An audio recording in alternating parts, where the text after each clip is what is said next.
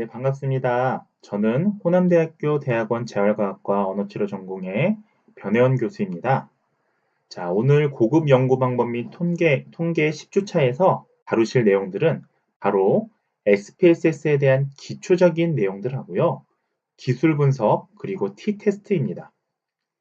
자, 고급 연구 방법임에도 불구하고 우리는 SPSS에 대한 어떤 내용들을 잘 습득하기 위해서는 기술 분석이라든지 또는 T-테스트를 주요하게 사용할 필요가 있습니다.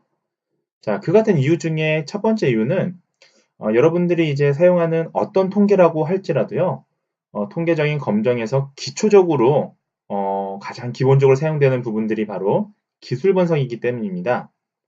저희는 보통 그 연구 대상자의 특성을 서술하는 방법으로 기술 분석을 이용해서요, 백분율이라든지 또는 표준 편차, 또 때에 따라서는 코호트 자료 같은 경우에는 표준 오차를 제시하기도 합니다.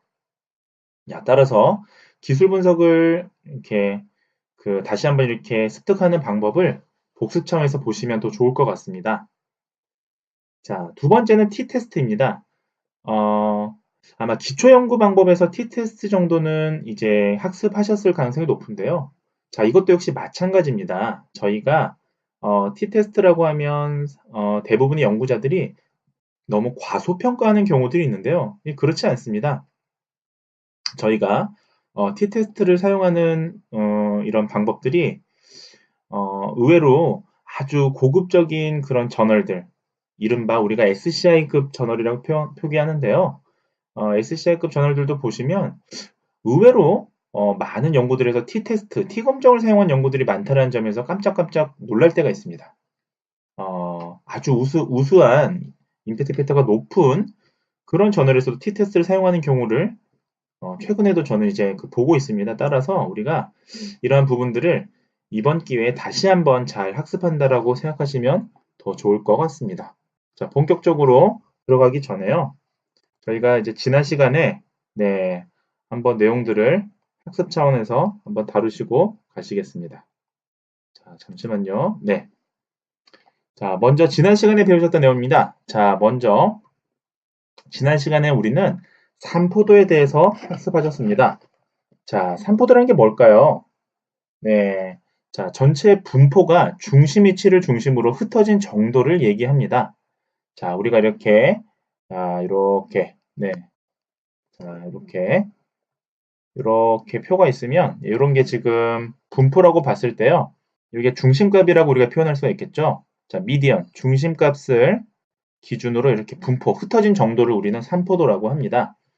자, 산포도의 대표적인 척도에는 우리가 지난 시간에 배우셨다시피 표준 편차, 스탠다드 디비에이션이라고 하는 표준 편차가 있고요. 우리는 줄여서 SD라고 많이 표기합니다. 자, 그 다음에 범위. 우리가 이 레인지라고 하는 범위들은 보통 우리가 검사 도구라든지요. 아니면 어떤 대상자의 어떤 한계가 있는 그런 연속형 수치를 우리가 얘기해 줄 때 이런 범위들을 많이 얘기합니다. 네. 또는 범위를 얘기하는 경우에는 또 우리가 리커드 척도처럼 어떤 검사 도구 같은 경우에 많이 쓰죠. 네. 자, 그다음에 사분위 범위. 네. 쿼타일 레인지라고 하는데요. 자, 사분위 범위는 어떨 때 많이 쓰시냐면요. 대표적인 게 어떨 때 많이 쓰십니까? 네. 우리가 인컴, 우리가 소득 수준, 소득 수준, 소득이라고 얘기합니다. 소득 수준 얘기할 때 우리가 1분위수, 2분위수, 3분위수, 4분위수라는 표현을 쓰지 않습니까? 자, 결국 4분위 범위라는 건 지난 시간에 말씀을 드렸다시피 자, 100분위, 즉 1등부터 100등까지 이렇게 나열했을 때 그것을 4등분 했을 때의 범위를 우리는 4분위라고 합니다. 자, 그래서 결국은 1분위수에는 상위 1 100분위부터요. 상위 25 100분위 25%까지 들어가겠죠. 이런 식으로 나누는 걸 우리가 4분위 범위라고 합니다. 자, 우리가 결국 산포도라고 하는 이런 분포를 통해서 우리가 뭘 할 수 있을까요? 네, 우리가 지난 시간에 우리가 보셨다시피 산포도라고 하는 걸 통해서 우리는 이런 우리 연구 대상의 어떠한 특성을 우리가 알 수 있는 겁니다. 자, 우리가 대부분 분석하는 이런 그 GLM, Generalized Linear Model이라고 하는 일반 선형 모형. 네, 쉽게 말씀드리면 뭐 t-테스트라든지요, 에노바라든지요, 뭐 회귀 분석이라든지요, 또는 상관 분석이라든지 여러분들이 이미 기초 통계에서 학습하신 대부분의 통계 방법들은 자, 우리가 등 분산성도 가정해야 되고요. 그 다음에 독립성도 가정해야 됩니다.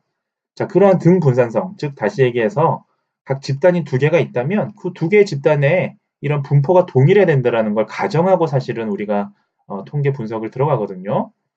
따라서 그 두 집단의 분포가 동일하냐? 네, 이런 것들을 확인할 때 우리는 이런 산포도를 확인합니다. 이런 것들을 지난 시간에 보셨습니다.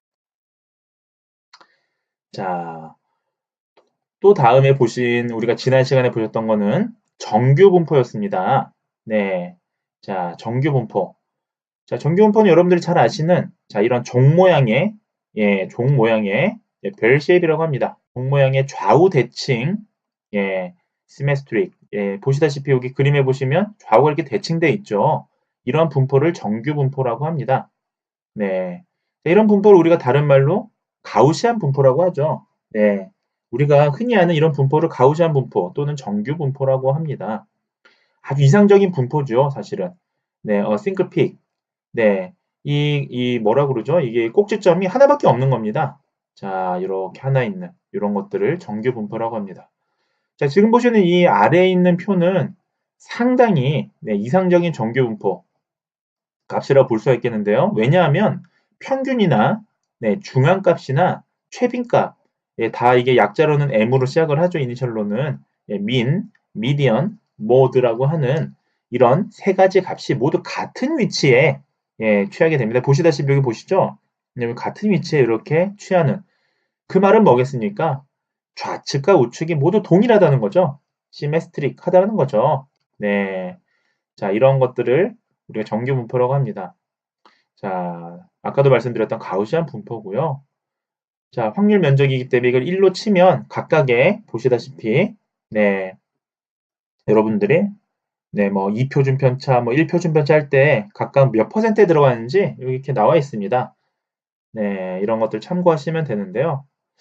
사실은 근데 실제로 데이터들을 많이 다루다 보면 저희가 아까도 말씀드렸다시피 산포도를 통해서 저희가 데이터의 어떤 분산 경향을 보시게 돼 있습니다. 자, 근데 분산 경향을 보셨을 때 이렇게 예쁘게 이런 어떤 종 모양을 그리는 경우가 의외로 많지가 않습니다. 저도 뭐 각종 뭐 국가 데이터부터 시작해서요, 또는 뭐 지역사회 데이터들을 다루다 보면 실제로 많은 수의 데이터임에도 불구하고 이런 데이터가 아니라 반대로 U-쉐입이라고 그래서요, 이렇게 이런 종 모양이 아니라 이렇게 꺾여 있는 모양을 그리는 경우도 있죠. 자, 이런 U-쉐입을 그리는 경우는 어떤 경우가 많았냐면요, 음주와 인지와의 관계를 제가 예전에 분석했을 때 지역사회 자료를 가지고 한 3,000명, 4,000명의 데이터를 분석했을 때 이런 경향이 나오더군요. 오히려 술을 안 마시는 사람보다 술을 적당히 좀 마시는 사람들이 이렇게 인지가 뭐 예를 들면 인지장애 위험이 좀 낮다가 다시 술을 많이 드시면 인지장애 위험이 높다든지 할 때 이렇게 그리는 곡선이 U-쉐입입니다. 반대의 경우도 있고요. 그보다 사실은 또 더 특이한 경우는 이렇게 자, 이렇게 하다 한번 꺾이는 이런 경우 있죠. 네, 이런 경우를 뭐라고 하나요? 네, 이런 게 2차 함수입니다. 자, 여기 한번 픽이 싱글 픽이 있고 여기 더블 픽, 두 번째 세컨 픽, 두 번째 여기 꼭지점 있잖아요. 자, 이런 경우는 선형 분석이 안 돼요. 자, 이런 경우는 여러분 잘 아시다시피 2차 함수이기 때문에 2차 함수에 맞는 비선형 분석을 하셔야 됩니다. 자, 이런 경우에 우리가 돌릴 수 있는 분석은 자, 비선형 분석이 되겠습니다. 네, 그러니까 우리가 사실은 무턱대고 고급 통계에서는 자, 우리가 무턱대고 뭐 GLM 분석만 할 게 아니라요. 자, 이런 경우에는 뭐 가능하죠. 자, GLM 우리가 흔히 아시는 Generalized Linear Model. 자, 이게 뭐 t-테스트부터요. 네, 뭐 아노바, 에노바 뭐 이런 거 전부 다 여기 들어가는 겁니다. 근데 그게 아니라 만약에 이런 2차 함수가 나타난다든지 또 3차 함수도 나타날 수 있습니다. 이렇게 한 번 더 꼬이면 3차 함수가 되는 거죠. 이렇게요. 이런 경우는 non 리니어 모델, 네, 비선형 분석으로 돌리시던지 하셔야 됩니다. 자, 그래서 우리 어쨌든 요거는 뒤에서 나중에 한번 다시 논의해 보도록 하시고요. 자, 어쨌든 정규 분포는 이러합니다. 지난 시간에 보셨던 내용입니다. 자, 결국은 우리가 비모수 방법으로 지난 시간에 분석하는 거에 대해서 말씀을 좀 나눴는데요. 자, 정리하면 이러한 내용들입니다. 자, 비모수 방법으로 분석하는 이유 기억나시죠? 자, 특정 자료의 모집단 분포를 모를 때 우리는 비모수로 분석해야 되고요. 자, 대표적으로 뭐 어떤 경우가 있습니까? 장애 같은 경우는 네, 저도 이제 장애 데이터를 주로 보건각대학에 있다 보니까 다루게 되는데요. 장애 데이터에 대해서는 모집단 분포를 잘 모르는 경우가 많습니다. 네, 예를 들면 뭐 ALS, 근위축성 축색경화증이라는 루게릭병이라고 하죠. 이런 질환들 볼 때 이 사람들의 모집단 분포 어떻게 알겠습니까? 자, 이런 걸 할 때 엄격하게 얘기하면 실은 비모수 방법으로 분석을 하지 않고 모수 방법으로 분석해도 상관없습니다. 다만 아주 엄격하게 하면 이런 경우에도 비모수로 한다라는 말씀을 미리 드리겠습니다. 자, 두 번째는 측정 자료가 특정 분포의 형태를 따르지 않을 때 아까 같은 말씀이죠. 네, 정규 분포가 아니라 네, 분포가 집단별로 너무 달라요. A 집단, B 집단의 분포가 등분산성이 안 됩니다. 예. 이 얘기는 무슨 말입니까? 등분산성이 아닌 거예요. 등분산성. 예. 그러니까 다시 말씀드리면 예, A 집단의 분포와 B 집단의 분포가 실험군과 대조군의 분포가 다를 때 네, 비모수로 돌리는 경우가 있습니다. 자, 세 번째 제일 많은 경우가 자료의 수가 적을 때 비모수로 돌린다 말씀을 드렸어요. 자, 자료의 수가 작아서 모집단의 분포를 확인할 수 없을 때 우리는 비모수 방법으로 분석을 한다고 지난 시간에 배웠습니다. 자, 이때 그 자료의 수의 기준이 몇 명이다? 네, 30명쯤, 30명 이하라면 예, 우리가 예, 비모수로 돌리는 게 좀 맞습니다. 자, 이거 누가 얘기했다고요? 네, 피셔라고 하는 아주 유명한 통계학자가 그냥 기준을 제시한 거예요. 이게 어떤 과학적 기준이 엄격하게 있는 게 아니고요. 네, 피셔라는 학자가 우리가 비모수 검정이면 한 이 정도 돌려야 돼라고 얘기한 겁니다. 이제 아주 유명한 학자다 보니까 네, 이게 그 전문가의 오피니언이죠, 의견이죠. 그래서 이렇게 된 겁니다. 네, 또는 뭐 수집 자료가 명명하고 있는 순서형일 때 비모수 형태를 돌리는 경우가 있습니다. 네. 자, 근데 우리가 뭐 반드시 엄격하게 한다고 해서 비모수를 돌릴 이유는 없습니다. 자, 왜냐하면 똑같은 데이터의 수에 예를 들면 30명이에요. 30명의 A 집단과 B 집단이 있는데 이를 비모수로 돌리는 것보단 실은 같은 상황이라면 모수 검정으로 돌리는 게 훨씬 더 좋습니다. 자, 왜냐하면요.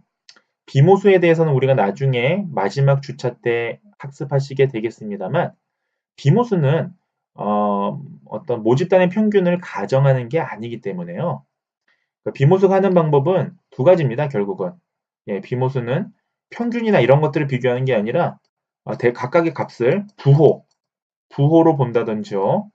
순위 예, 이런 식으로 나눠서 이 값들에 대해서 비교를 하게 돼요. 예를 들면 제가 한번 해볼게요. A 집단하고 예, B 집단이 있는데 예를 들면 1번 대상자, 2번 대상자, 3번 대상자가 있습니다. 자, 1번 대상자가 예를 들어 뭐 30점이라 가정해 볼게요. 1번 대상자, B 집단의 1번 대상자는 29였습니다. 예를 들면요. 자, 그 다음에 두 번째 대상자 각각의 A 집단에서는, 예, 대조군에서는 25고, B 집단에서 1이라고 가정해 볼게요. 그러니까 세 번째 대상자가 A 집단에서는 또 29고요. 예를 들면 B 집단에서는 28이라고 가정해 보겠습니다. 그러면 우리가 모수 검정에서 각각의 이거를 다 합산해서 더해서 평균을 내서요. 우리가 이 평균값을 비교하는 거잖아요. 위 수준을. 근데 비모드에서는 그게 아니고요. 자, 부호로 한다면 이런 게 되는 거죠. 자, A가 B보다 더 높을 때 플러스로 한다고 가정하고요. 자, 역시 이것도 A가 B보다 높으니까 플러스로 가정한다든지. 이것도 높네요. 그래서 세 번 다 A가 높다. 이 부호로 보는 거고, 던져 아니면 순위로 보는 거예요. 자, 그러면 보시면 자, 이게 부호로 본다고 가정했을 때 보시면요. A하고 B는 지금 여기는 다 A, B, C 1번, 2번, 3번이 다 A가 더 높죠? A 집단. 예, 대조군이 더 높다고 가정해 볼게요. 실험군이 더 높다고 가정해 볼게요. 자, 다 높은데 지금 실제로 높더라도 1번 사람은 1만큼 1 정도 차이에서 높은 거고 부호가 플러스고요. 2번 대상은 지금 보시면 훨씬 높잖아요. 1이고 25. 근데 이것도 똑같이 플러스로 되고 3번 집단 역시 1밖에 차이가 안 나는데 플러스로 되고 똑같은 플러스인데 자, 2번 순서에 있는 이 사람들하고요. 3번나 1번에 있는 1 차이 난 이 사람들하고 사실은 같은 경향이라 볼 수는 없겠죠. 자, 이제 못으로 돌리면 이게 평균값이 반영이 되는데요. 네, 비못으로 돌리게 되면 이러한 부호로 판정하는 거니까 좋지가 않은 거죠. 따라서 같은 값이면 우리가 어떤 그런 기준을 충족한다고 가정한다면 여러분들께서는 모수 검정을 돌리시는 게 훨씬 더 좋습니다. 자, 결국은 종합하면 정확한 분석 방법을 위해서 우리가 판단 기준을 세운다면요. 분석 목적이라든지 분석하고자 하는 변수의 자료 형태라든지 또 분석 방법의 가정 이러한 것들에 대해서 기준을 세워서 우리가 어, 비모수냐 모수냐를 모수 검정이냐를 우리가 설계할 이유가 있습니다. 그래서 가장 사실은 고급 통계에서 중요한 것은 우리가 어떤 분석 방법을 어떻게 돌릴 것이냐가 아니고요. 가장 중요한 것은 어떻게 설계할 것인가입니다. 그래서 네, 이런 것들을 통해서 상황에 따라 잘 설계를 하셔야겠죠. 자, 이게 지금 한번 보시겠습니다. 자, 정상군과 황자군의 콜레스테롤 차이가 있느냐를 우리가 예를 들면 분석하고 싶습니다. 자, 이런 경우에 자, 우리가 지난 시간에 부탁해서 연습을 하고 있었죠. 자, 결국은 비교 변수는 명목형이죠. 집단이니까. 자, 분석 변수는 콜레스테롤은 이 연속형 수치입니다. 그래서 양적 변수입니다. 자, 우리가 독립 변수가 명목형이고 종속 변수가 양적 변수면 돌릴 수 있는 분석이 뭐가 있을까요? 예, 집단 간 평균 차이를 보는 T검정이시죠. 네. 자, 모수검정에서는 T검정이고요. 자, 이거랑 대응되는 비모수검정이 바로 예, 만히트니 검정, 네, 맨히트니 검정이라고 합니다. 네, 맨휘트니 검정은 사실은 또 다른 말로는 윌콕슨 검정이라고 얘기하기도 해요. 자, 다른 말로 부르는 게 맨휘튼입니다. 자, 이렇게 할 수 있죠. 자, 한번 또 예시를 보겠습니다. 자, 고혈압군이라든지 중등도군, 예, 정상군 간의 간 기능의 차이가 있는가? 자, 이번에는 집단이 어떻게 했습니까? 똑같이 명목형이고요. 네, 그 다음에 결과 변수, 예, 분석 변수는 네, 간 기능 수치는 양적 변수인데 연속형입니다. 자, 우리가 예시라고 동일한데요. 무슨 차이가 있습니까? 네, 이 집단이 3개죠. 자, 세 집단이니까 예, 우리가 모수 검정에선 에노바를 돌리시게 됩니다. 자, 하지만 비모수에선 어떻습니까? 예, 비모수에선 크루스칼 왈리스 검정을 돌리시면 되겠습니다. 자, 한번 또 연습해 보시죠. 자, 이번에는 암의 형태에 따라서 생존 여부 및 생존 기간이 얼마나 되느냐를 분석하고 싶습니다. 자, 이제 비교 기준 변수는 암의 형태가 되겠고요. 명목형입니다. 자, 분석 변수는 어떻습니까? 네, 생존 여부, 기간. 예, 여부가 된다면 우리가 명목형이고요. 기간이 된다면 이거는 컨티뉴스, 연속형이니까 양적 변수가 되겠습니다. 자, 이런 경우에는 우리가 생존 분석을 돌리시면 되겠죠. 자, 이런 경우에 생존 분석을 돌리시면 되겠습니다. 자, 또 계속 한번 보시죠. 자, 그러면 이제 하나씩 한번 우리가 서브 카테고리별로 한번 보시겠습니다. 자, 평균 차이 검정. 자, 평균 차이 검정하시면 대표적으로 떠올리시는 게 우리가 t-테스트가 되겠는데요. 자, 이제 후반부에서 배우시게 될 t-테스트가 되겠는데, 자, 평균 차이 검정에서도 우리가 모수 검정이 있고 거기에 대응되는 비모수 검정이 있습니다. 자, 그래서 이런 것들을 우리가 연구 설계 시 잘 한번 고민해 보셔야겠죠. 그래서 평균 차이 검정이 만약 집단 간의 평균 차이를 검정하는 것이라면 여러분들은 독립 표본 예, 평균 검정 자, 인디펜던트 t-테스트라고 합니다. 자, 요걸 돌리시면 되겠죠. 자, 집단 간 평균 차이는 예, 독립 표본 t-검정 인디펜던트 t-테스트를 돌리시면 됩니다. 자, 여기 대응되는 비모수 검정이 뭡니까? 예, 맨휘튼이 네, 검정이 되겠습니다. 자, 예를 들면 자, 그다음에 요런 경우도 있어요. 자, 요런 경우. 예를 들면 이런 거죠. 아까 보셨던 요거에 대한 예가 이겁니다. 자, 흡연 집단과 비흡연 집단으로 나눠서 두 집단 간의 재태 기간의 차이가 있느냐를 비교할 때 재태 기간이 이게 지금 연속형이거든요. 예, 기간이니까요. 자, 양적 자료죠. 연속형이니까 이런 경우에 예, t-테스트를 돌리시면 되겠습니다. 이렇게 예, 보시면 되겠습니다. 자, 밑에 또 보시죠. 자, 이번에는 하나의 집단이에요. 하지만 이 집단을 처리 전과 후로 나눠서 비교를 하겠다. 네, 이런 것들 할 때 어떻습니까? 네, 이 하나의 집단이 좀 이거 잘못 보신 거고요. 자, 집단을 처리 전과 후로 나눠서 예, 그 대조군과 실험 집단을 우리가 비교할 때 제일 많이 쓰는 게 예, 페리티 테스트, 예, 쌍체 평균 검정이 되겠습니다. 예, 쌍체 T 검정이 되겠습니다. 자, 여기랑 대응되는 비모수 검정이 뭡니까? 바로 윌콕슨의 예, 부호 순위 검정이라는 게 있습니다. 자, 이제 우리가 모수로 못 들리시게 되면 비모수로 윌콕슨의 부호 순위 검정을 돌리시면 되는 겁니다. 자, 만약에 3개 이상의 평균 검정을 어떻게 하느냐? 이건 아까도 한번 말씀드렸는데요. 우리가 모수 검정이라면 분산 분석을 돌리시면 되고요. 그게 아니라면 크루스카 왈리스 테스트를 돌리시면 됩니다. 자, 이때 집단 구분 변수가 하나라면 원웨이가 되겠고요. 집단 구분 변수가 2개라면 투웨이, 예, 투웨이 에노바가 되겠고, 자, 그런 게 아니라 반복 측정된 경우. 자, 여러분들 반복 측정된 경우가 이게 뭘까요? 네, 추적 자료죠. 추적 자료. 추적 자료라고 표현하고요. 보통은 이거를 뭐라고 표현합니까? 더 정확한 표현은 롱지투지널 데이터, 종적 자료라고 하죠. 네, 종적 데이터. 자, 종적 자료라고 하겠습니다. 종적 자료라고 하는 경우에는 우리가 repeated measure ANOVA, 네, repeated measure ANOVA를 씁니다. 반복 측정 분산 분석을 씁니다. 근데 이게 repeated measure ANOVA가 좀 안 좋을 때가 있어요, 여러분들. 어쩔 때 안 좋나요? repeated measure ANOVA는 어떤 걸 가정하냐면요. 우리가 분석한 그 추적 횟수가 있을 거 아닙니까?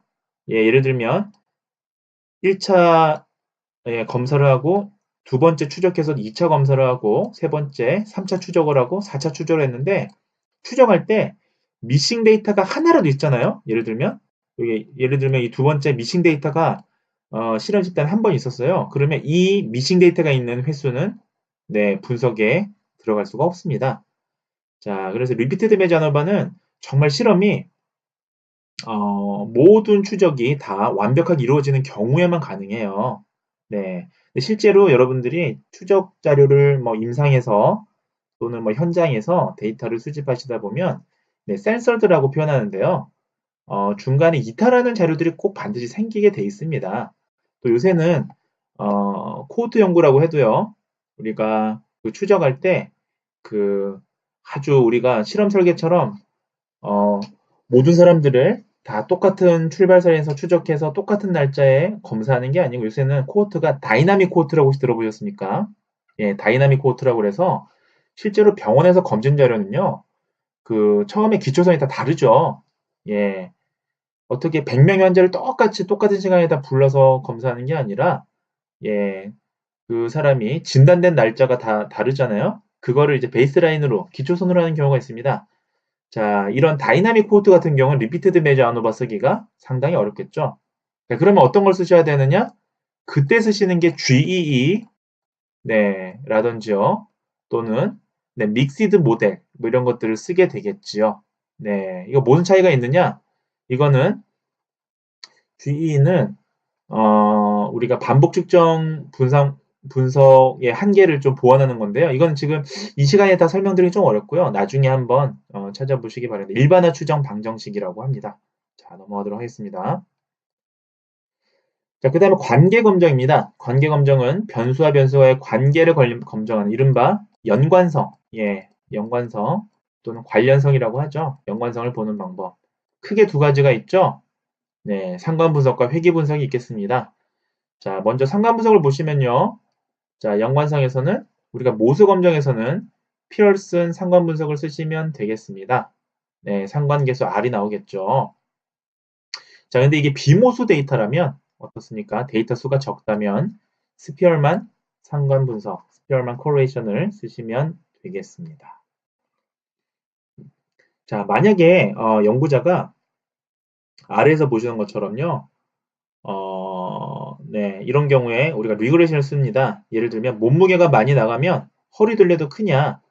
네, x가 증가하면 y도 증가하느냐? 이 경우에 예, x와 y의 변수는 둘 다 양적 변수여야겠죠. 연속형, continuous data인 경우에 자, x가 한 단위 증가하면 y도 한 단위 증가하느냐를 보고 싶을 때 쓰는 게 뭐죠? 바로 이 regression analysis, 예, analysis가 되겠습니다. 그래서 regression을 우리가 쓸 때, 네, 이걸 쓰시면 됩니다. 자, 네, 리그레션 같은 경우는 우리가, 네, 이거는 우리가 선형 분석이잖아요. 선형 리그레션은 우리가 모집단을 검증하고 지금 들어가는 거라서 대표적인 모수 검정이라고 보시면 되겠습니다. 네, 그 다음에 청소년의 건강 증진 행위. 네, 이게 양적 변수라고 가정해 볼게요. 이게 어떤 변수들이 영향을 미치느냐? 자, 이제 이런 것들도 이런 것들로 보시면 되겠습니다. 자, 그 다음에 교차 분석입니다. 자, 교차 분석은 어떻습니까? 명목형인 경우에 우리가 쓰죠. 명목형인 경우에 명목형인 경우에 우리가 씁니다. 자, 밑에 한번 보시겠습니다. 교차 분석을 다른 말로 카이스케어 테스트라고 하는데 이게 보통 명목형 변수는요. 저희가 언어 치료에서 많이 써요. 언어 치료에서 명목형을 많이 쓰는데 또 의외로 제가 여쭤보니까 그 기초 분석에서 이 카이스케어 테스트를 안 배우시는 경우도 있더라고요. 재활과학에서. 그러니까 어떤 경우에 좀 안 배우셨나 봤더니 뭐 다 그런 건 아니지만 그 물리치료 전공하시는 분들은 또 이 카이스케어 테스트 많이 안 쓰시는 것 같습니다. 왜냐하면 카이스케어 테스트 자체가 결과 변수가 명목형, 뭐 질병이 있느냐 없느냐, 밑에 지금 예시처럼요, 뭐 암이 발생했느냐 안 했느냐 이걸 보는 거라서 사실은 원래 물리치료 같은 경우는 재활이잖아요. 이미 이제 질병이 발생한 사람을 가지고 변화를 측정하는 거기 때문에 연속형인 경우가 참 많거든요. 데이터가.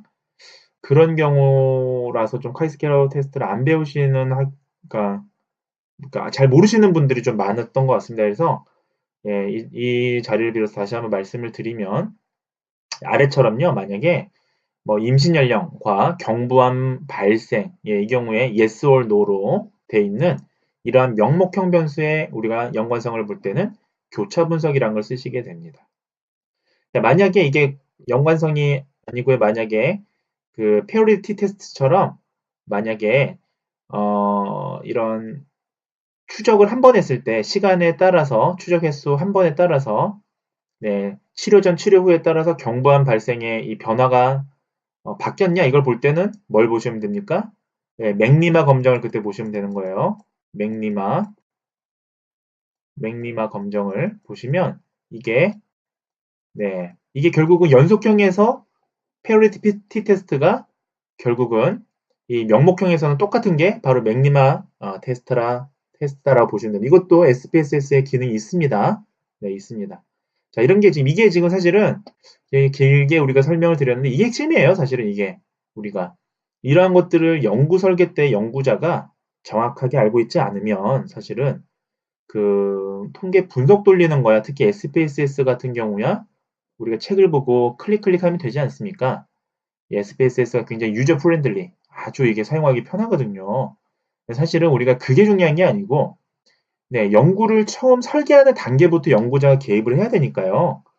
이런 것들을 정확하게 설계하고 어떤 게 지금 맞는지, 이러한 데이터, 이런 특성의 데이터, 이런 자료의 데이터에 어떤 걸 써야겠다. 또는 심지어 그것이 모수 검정을 써야 되느냐, 비모수 검정을 써야 되느냐까지도 연구자가 사실은 고민해야 된다라는 겁니다. 자, 고급 통계 핵심은 바로 이런 부분이다라고 보시면 되겠습니다. 자, 넘어가도록 하겠습니다.